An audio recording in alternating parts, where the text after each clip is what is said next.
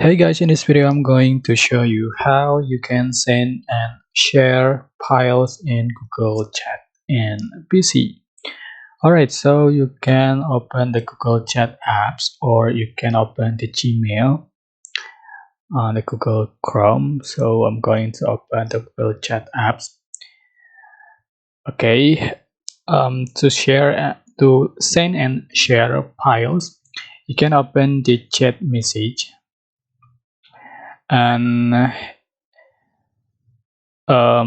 in at the replay area you can find the upload files um, icon, and you can select the add icon to send the file on your drive, or you can click this upload file icon to send your file on the folders.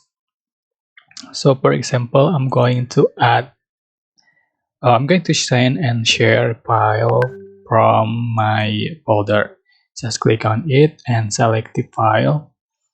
Select the file. You can select document, images, or videos, or just audios.